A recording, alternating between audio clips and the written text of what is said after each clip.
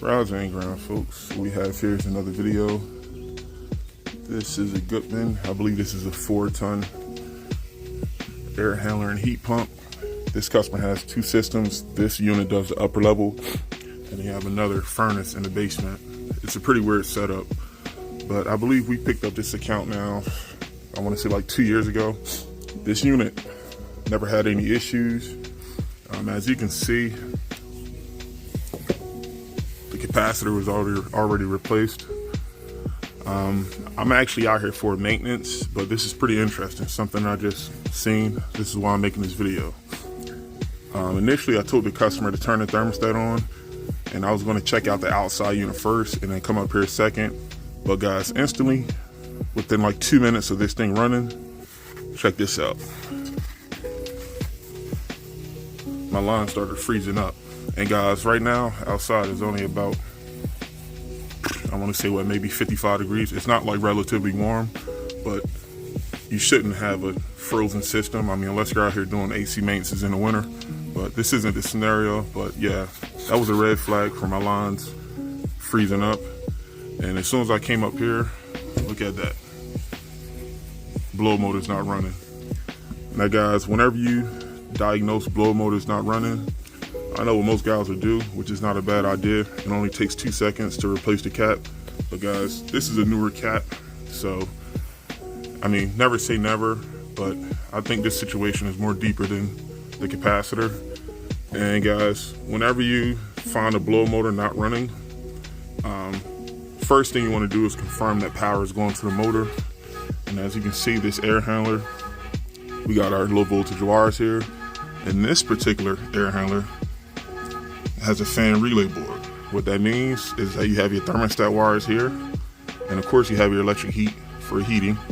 But as you can see here, what I'm pointing to, that relay, what that's going to do, whenever R to Y energizes, meaning when you want cool, this thermostat is going to send power to your high speed. Now I have this off because I want to show you guys something here.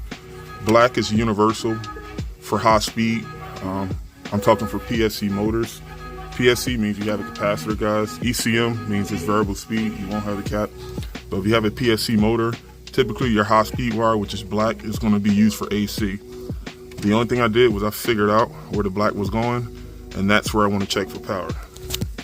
So what I'm going to do is put one of my leads in there and one lead to ground or a piece of metal, and I should get 120 volts.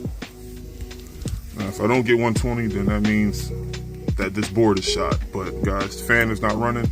It's either I'm getting power and the fan is shot, or I'm not getting power and something's going on with the board.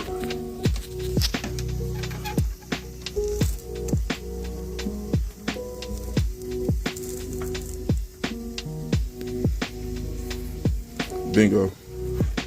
That board is sending proper voltage to this blow motor, but it's not running. This motor is shot. There you have it, guys. And like I said, replacing a run capacitor temporarily, that can help you out. But guys, if you actually seen the motor not run and you replace the capacitor and it worked, that could temporarily help you out. But I will always bring that to the customer's attention that, hey, blow motor wasn't working. We replaced the cap and it turned on, but I wasn't counting this blow motor staying on for long. So that's the difference between blow motors and condenser fan motors. Condenser fan motors, if you replace the cap, 9 times out of 10, I will keep the motor going, guys. But with blower caps, it's a little bit different. Sometimes when you have blower failures, even a cap, long term, it's not going to help you out. Temporarily, maybe for a day or two, it can work. But I can guarantee you, even if I go down there to replace this cap, this thing may start. But within like a day or two, or a couple of hours even, this thing is going to lock up again. So there you guys have it. I'm going to call in the new blower. And like I said, this customer, I think this is a landlord-tenant situation, but I'm going to reach out to the landlord. He pretty much knew that the system was giving him issues, I think towards the end of last summer, but he said that for some reason it stayed on.